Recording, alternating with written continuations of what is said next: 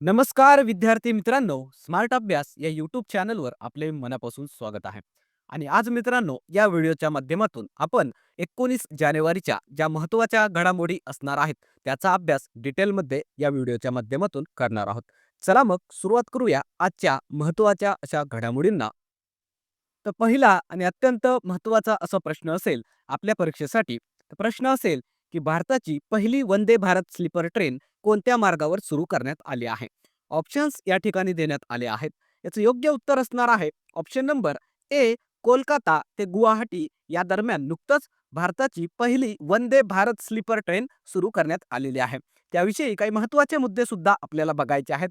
तर भारतातील ही पहिली लांब पल्ल्याची रात्री प्रवासासाठी डिझाईन करण्यात आलेली वंदे भारत स्लीपर ट्रेन असणार आहे मित्रांनो. फक्त ही वंदे भारत नसून तर ही स्लीपर वंदे भारत ट्रेन आहे, हे आपल्याला लक्षात ठेवायचं आहे. याचं लोकार्पण नुकतंच भारताचे पंतप्रधान नरेंद्र मोदी यांनी 17 जानेवारीला केलेलं आहे. आणि कोणत्या मार्गावर ही जी काही स्लीपर ट्रेन आहे वंदे भारत ती सुरू करण्यात आलेली आहे, तर ते लक्षात ठेवायचं आहे. हावडा, कोलकाता ते कामाख्या, गुवाहाटी या दरम्यान. याचा वेग किती आहे? 180 किलोमीटर प्रति तास एवढ्या प्रचंड वेगाने धावण्याची क्षमता याच्यामध्ये आहे. यासाठी वेळ किती लागणार आहे? तर हे जे काही अंतर आहे ते कापण्यासाठी 960 किमीचं अंतर आहे. ही ट्रेन फक्त 14 तासामध्ये हे अंतर पूर्ण करते. यामुळे प्रवाशांचे 3 ते 4 तास वाचणार आहेत. यामध्ये सुरक्षा जर आपण बघितली तर ही ट्रेन पूर्णपणे स्वदेशी बनावटीची असून कवच नावाची जी टक्कर विरोधी यंत्रणा आहे किंवा प्रणाली आहे त्यामध्ये बसवण्यात आलेली आहे. जे की दोन जर समोरासमोर ट्रेन येत असतील तर त्यांना टक्कर होण्यापासून वाचवण्याचं काम ही कवच प्रणाली करते, जे की आपल्या भारतामध्ये ते विकसित करण्यात आलेले आहे. हे सुद्धा आपल्याला कवच लक्षात ठेवायचं आहे. या ट्रेनमध्ये कोणकोणत्या सुविधा मिळणार आहेत? तर यामध्ये विमानासारखे आलिशान डिझाईन, आरामदायी बर्थ, स्वयंचलित दरवाजे आणि आधुनिक असे सस्पेन्शन सिस्टम हे बसवण्यात आलेले आहेत. हे काही महत्त्वाचे मुद्दे आपल्याला लक्षात ठेवायचे आहेत. तसेच याच विषयी अजून 2 महत्त्वाचे मुद्दे आपल्यासाठी महत्त्वाचे आहेत ते लक्षात ठेवायचे आहेत. वंदे भारत जी एक्सप्रेस आहे ती भारतामध्ये पहिल्यांदा सुरू झाली होती 15 फेब्रुवारी 2019 साली. पहिली वंदे भारत ट्रेन नवी दिल्ली ते वाराणसी या मार्गावर धावलेली होती. हे सुद्धा आपल्याला परीक्षेमध्ये विचारलं जातं, ते आपण लक्षात ठेवायचं आहे. सध्या जर आपण बघितलं तर भारतामध्ये एकूण 150 पेक्षा सुद्धा जास्त वंदे भारत ट्रेन हे सुरू आहेत. हे काही महत्त्वाचे मुद्दे आहेत आपल्याला लक्षात ठेवायचे आहेत. त्यानंतर पुढचा प्रश्न असेल की नुकतेच अंडर 19 क्रिकेट विश्वचषक सामन्यामध्ये 50 पेक्षा अधिक धावा करणारा जगातील सर्वात तरुण खेळाडू कोण बनला आहे? ऑप्शन्स या ठिकाणी देण्यात आले आहेत. याचं योग्य उत्तर असेल ऑप्शन नंबर बी, वैभव सूर्यवंशी. हा जो काही भारतीय क्रिकेटपटू आहे ते नुकताच अंडर 19 क्रिकेट विश्वचषक सामन्यामध्ये त्याने विश्वविक्रम केलेला आहे. त्याविषयी मुद्दे लक्षात ठेवायचे आहेत. तर नाव आहे वैभव सूर्यवंशी. त्याने नुकतंच हे जे काही अंडर 19 विश्वचषक चालू आहे त्यामध्ये 50 पेक्षा अधिक धावा करून विश्वविक्रम केलेला आहे. असं करणारा जगातला तो सर्वात तरुण खेळाडू ठरलेला आहे. त्याचं वय किती आहे? तर अवघं 14 वर्ष 296 दिवसांचं हा जो काही क्रिकेटपटू आहे त्याने हा विश्वविक्रम केलेला आहे. आणि हा जो काही सामना होता तो भारत विरुद्ध बांगलादेश होता. त्यामध्ये त्याने हे कारनामा करून दाखवलेला आहे. आणि त्याने यामध्ये 67 चेंडूमध्ये 72 धावा केलेल्या आहेत. हे सुद्धा आपल्याला लक्षात ठेवायचं आहे.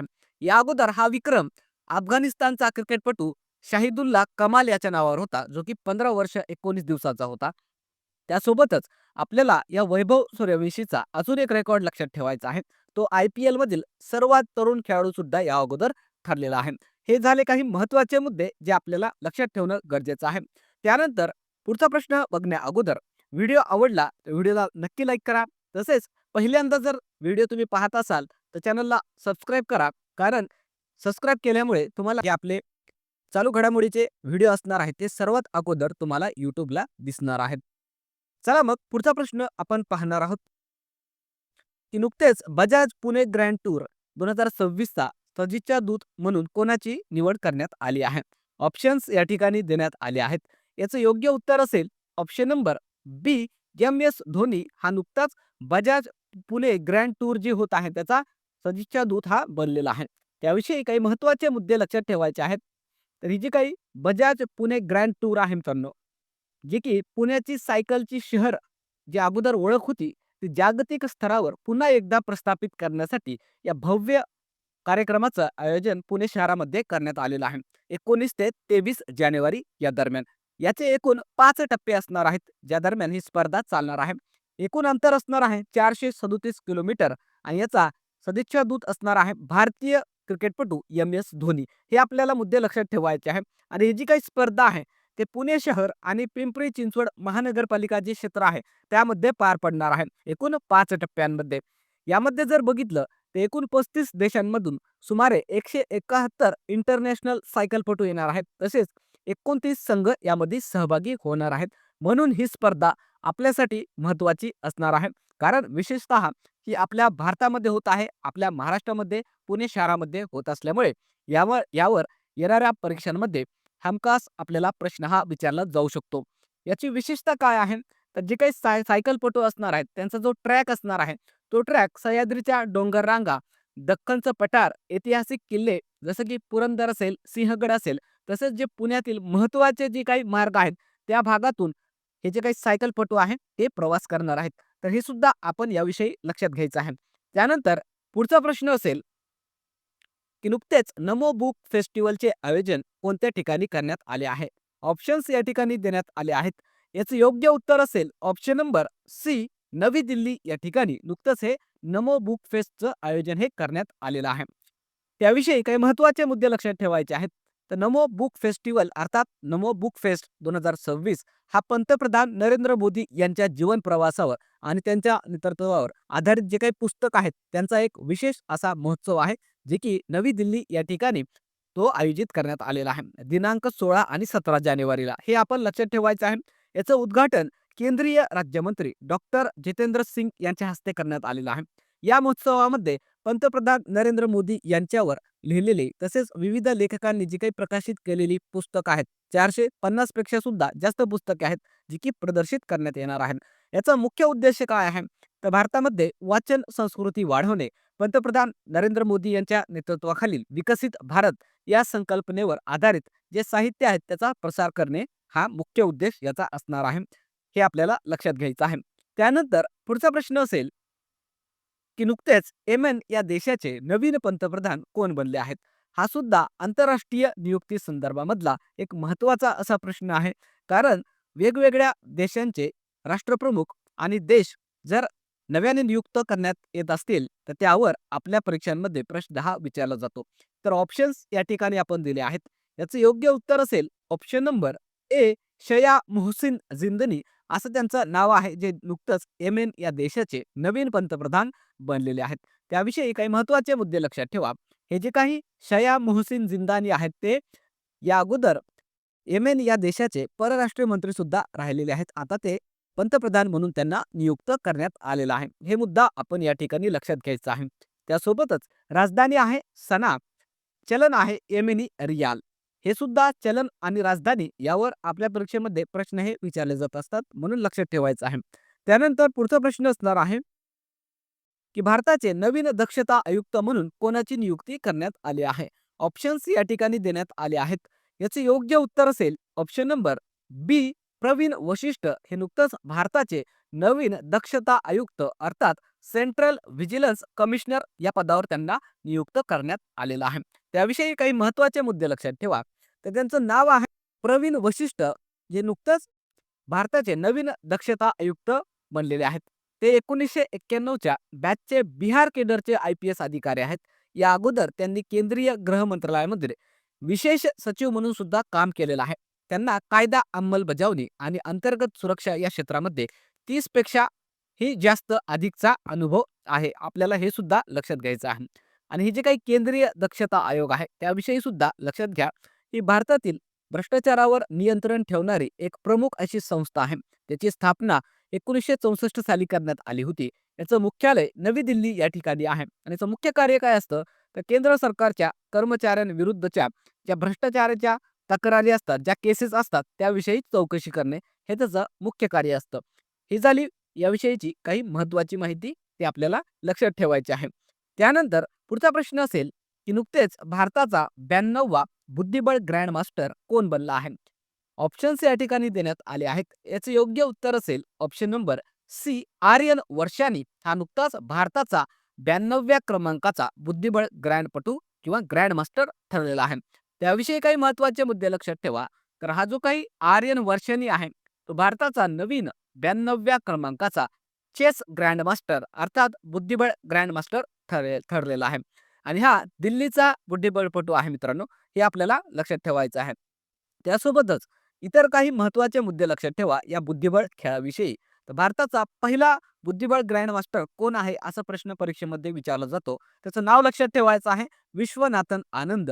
भारताचा सर्वात तरुण बुद्धिबळ ग्रँड मास्टर कोण आहे असं जर विचारलं, त्याचं नाव आहे डी गुकेश. आणि भारताची पहिली महिला बुद्धिबळ ग्रँड मास्टर कोण आहे असं जर विचारलं, तर त्यांचं नाव आहे एस विजयलक्ष्मी. हे तिन्ही नावं आपल्यासाठी महत्त्वाचे आहेत. ते वारंवार परीक्षांमध्ये विचारले जातात, ते आपण लक्षात ठेवायचे आहेत. त्यानंतर मित्रांनो, काल ज्या काही महत्त्वाच्या घडामोडी आपण घेतल्या होत्या, त्याचं क्विक रिव्हिजन या ठिकाणी आपण करणार आहोत. तर पहिला प्रश्न आपण काल घेतला होता, की नुकतेच झालेल्या महानगरपालिका निवडणूक 2026 मध्ये सर्वाधिक जागा कोणत्या पक्षाने जिंकल्या आहेत? आणि याचं उत्तर होतं ऑप्शन नंबर ए बीजेपी अर्थात भारतीय जनता पार्टी. त्यानंतर पुढचा प्रश्न आपण घेतला होता, की देशातील पहिले मेनोपॉज क्लिनिक कोणत्या राज्यामध्ये सुरू करण्यात आले आहे? याचं उत्तर होतं ऑप्शन नंबर सी आपल्या महाराष्ट्र राज्यामध्ये अशा प्रकारचं भारतातलं पहिलं मेनोपॉज क्लिनिक सुरू करण्यात आलेलं आहे. याविषयी कालच्या व्हिडिओमध्ये आपण डिटेलमध्ये चर्चा केलेलीच आहे. त्यानंतरचा प्रश्न आपण बघितला होता, की नुकतेच कोणत्या राज्याला जिंजर कॅपिटल ऑफ इंडिया असं घोषित करण्यात आलेलं आहे? याचं योग्य उत्तर होतं ऑप्शन नंबर डी मिझोरम. हा देश भारतातला जिंजर कॅपिटल ऑफ इंडिया म्हणून घोषित करण्यात आलेला आहे. त्यानंतरचा प्रश्न आपण बघितला होता, की नुकतेच कोणत्या IIT मध्ये परमशक्ती सुपर कॉम्प्युटर कार्यान्वित करण्यात आला आहे? याचं उत्तर होतं option number A IIT Madras. त्यानंतरचा प्रश्न आपण बघितला होता, की नुकतेच कोणत्या राज्यात जल्लीकट्टू महोत्सव साजरा करण्यात आला आहे? याचं योग्य उत्तर होतं ऑप्शन नंबर डी तामिळनाडू. त्यानंतरचा प्रश्न आपण बघितला होता, की राष्ट्रीय स्टार्टअप दिवस कधी साजरा केला जातो? आणि याचं उत्तर होतं ऑप्शन नंबर ए 16 जानेवारीला भारतामध्ये नॅशनल स्टार्टअप डे म्हणजेच राष्ट्रीय स्टार्टअप दिवस म्हणून साजरा केला जात असतो. या सर्व घडामोडींचा आपण कालच्या व्हिडिओमध्ये डिटेलमध्ये अभ्यास केलेलाच आहे. त्यानंतर मित्रांनो, आपण काल विद्यार्थ्यांसाठी एक होमवर्क क्वेश्चन सुद्धा दिला होता. तो होमवर्क क्वेश्चन असा होता, की 2024चा महाराष्ट्र भूषण पुरस्कार कोणाला देण्यात आला आहे? आणि बऱ्याचशा विद्यार्थ्यांनी या प्रश्नाचं उत्तर अतिशय चांगल्या पद्धतीने डिटेलमध्ये कॉमेंट बॉक्समध्ये दिलेलं आहे.